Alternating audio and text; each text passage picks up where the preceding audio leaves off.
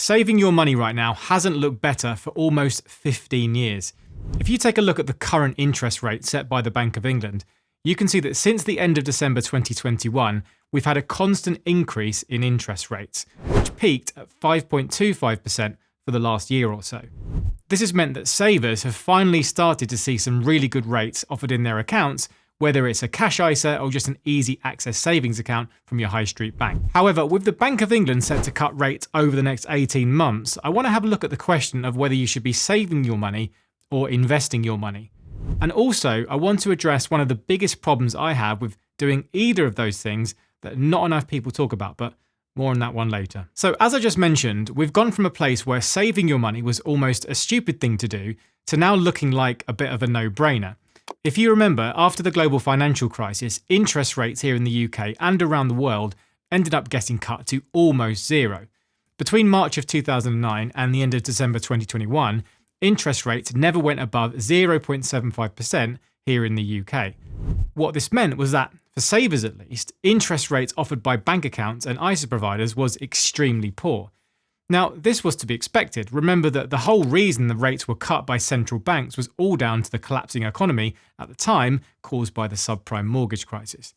By cutting rates low, central banks do a couple of different things. Firstly, they take away your incentive to save money. I mean, why would you put away your hard-earned money and your cash if you could only get 1% a year to do that? And secondly, it incentivizes everyone to borrow money because cash actually becomes cheap to get hold of. You, me, businesses and governments get access to super cheap debt as close to interest-free as you can get. I'm sure there's many of you out there holding on to those super cheap mortgage rates for dear life until they end. And this is one of the effects of low interest rates. Now back to today, we know that interest rates peaked at 5.25% just a few months ago and are now held at 5%. This means that right now you can still get some great rates around that 5% mark. For example, I like to use Trading 212 as a place that I keep my emergency fund, and they offer a cash ISA that is flexible with the current rate of 5.1%. I've also got a Stocks and Shares ISA here, and if you ever want to get yourself started, I do leave the links to the platforms that I use in the description below. Just on that point, if you ever want to talk about saving or investing, come and join me on my Discord community. The link is also down there as well. Anyway, back to the savings rates. So the headline rates look great and you think, well, why not make the most of them?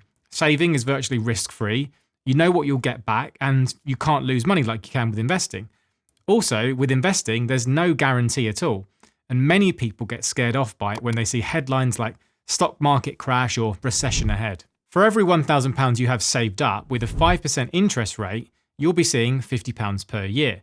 If you have a bit more, maybe something like £10,000, then you'd be looking at more like £500 a year. Not bad at all, just over £40 a month. However, I want to tackle the big elephant in the room first before we move on to talking about my favourite topic of investing. Now, regular viewers will probably know where I'm going with this one, but I just wanted to highlight that the headline rate you see as a saver is not the most important number that you need to be looking at. For me, the most important thing you need to take into account when looking at any decision, whether it's investing or saving, is inflation.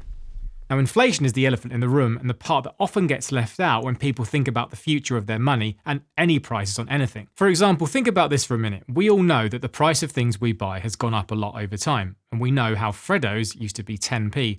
And if you wanted to be flash, you'd stretch to 15p for the caramel one.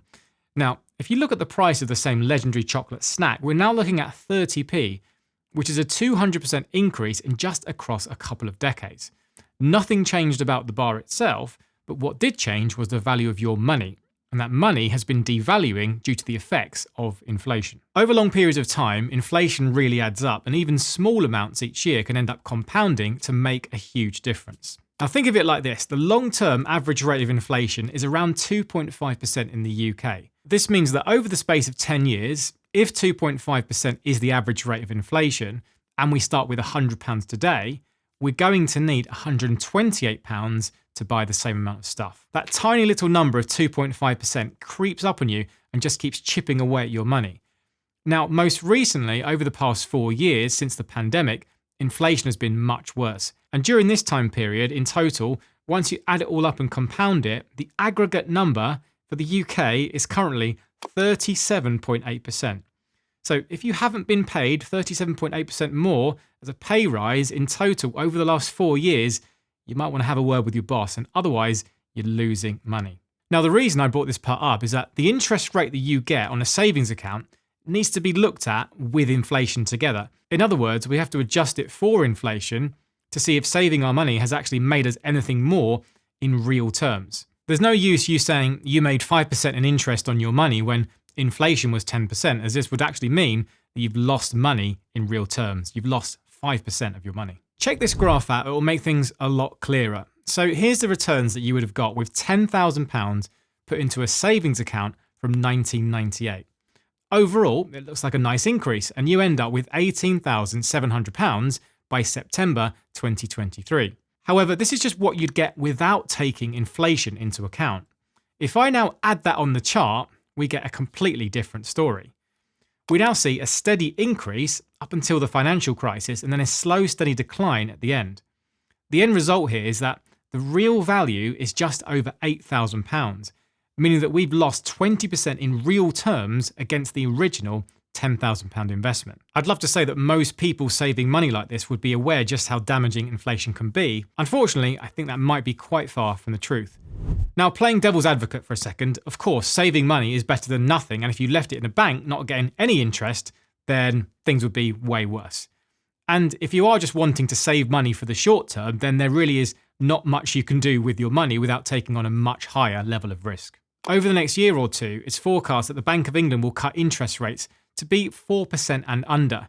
By 2026, we could be looking at a rate of around 3.7%, which will make saving a lot less appealing to many people. So this leads us on very nicely to the other side of the argument. Well, what about investing instead?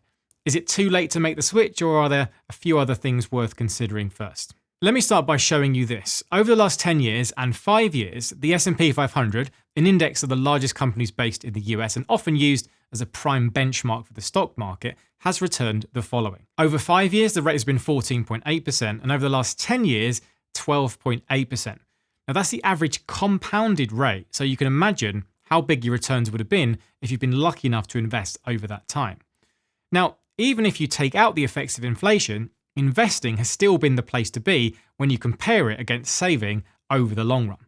After inflation, you still get almost 10% returns for the last 5 and 10 years respectively. In the super long run, going back 100 years, the average return has been 7.4%, and that is with inflation taken into account and all of our dividends getting reinvested. Nothing else comes close when it comes to building wealth in the long run. So what's the catch, and why would you save your money if you can just invest it instead and get all of this magical free money? Well, as with anything in life, there's a big trade-off when you compare saving and investing.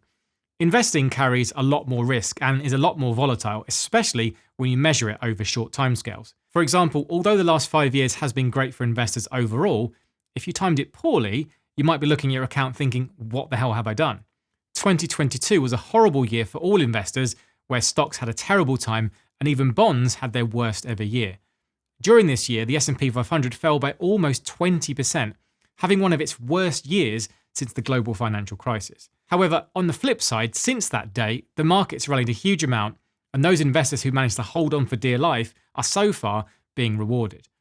With saving, you don't have to worry about any of that in the short term. You know what you're getting, and the terms are fixed in place.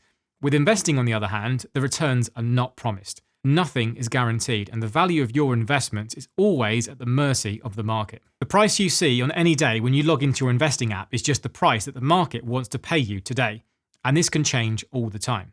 Sometimes it's more than you expected, and other times your jaw will hit the floor when you realise just how little you have. Now that is the price of investing, and it's way easier said than done, even though I strongly believe that more people should be investing, and there are lots of ways to do it safely and simply. Now let's go back to this topic of inflation and put this into context with saving and investing.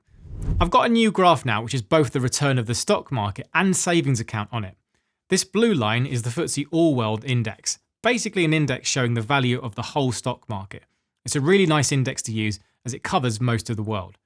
The orange line we've seen before is our cash investment, and both of these lines start at £10,000. Here they are now, both without taking inflation into account. Now you can see that investors have had quite a wild ride, and this is through 2 major stock market crashes. Savers had a much smoother time and would have been laughing to themselves when they had more money than the investors for a year or two at least. However, this next part is all that matters once we add in the effects of inflation. These results start to look very different. With a snap of a finger, here they are. Okay, so now you need to focus on the yellow line and the green line.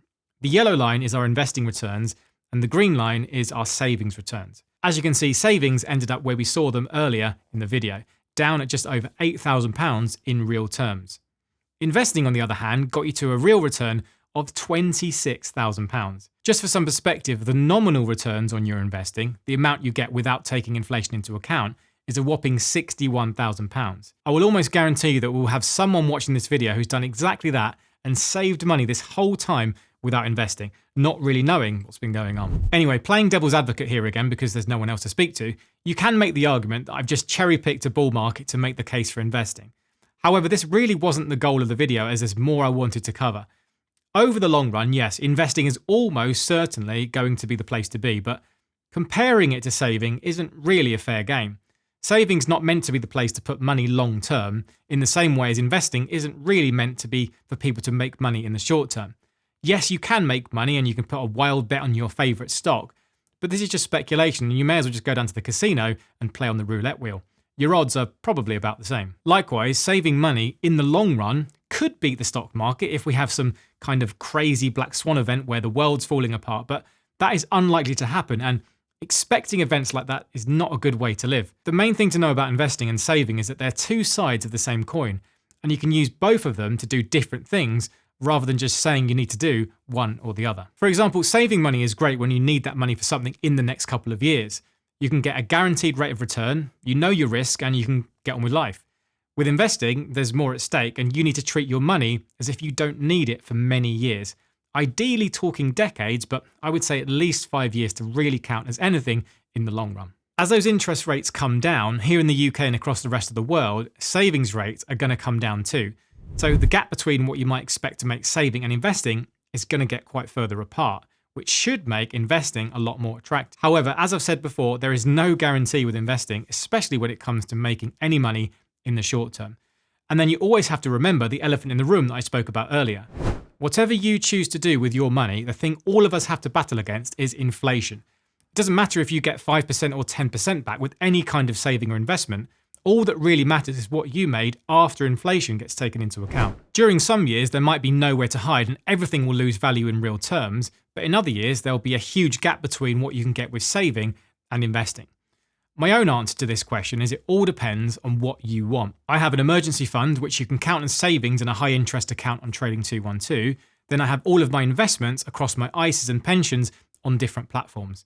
I treat my investments as long-term things that I can't access, and I make sure that I don't panic sell by having access to the emergency cash if I need it. I keep enough there to cover me for about 6 months in the worst case scenario, but everyone's different. I'd be curious to know what you all do as well. Anyway, hopefully that's given you a bit of food for thought if you've never thought about investing before, and maybe even opened your eyes a bit about why the glorious caramel Freddo costs so much more than it did a couple of decades ago. I might have to just order myself a multi-pack of them now that I've mentioned them more than once. Now, that is a good investment. I'll see you in the next video. Happy investing.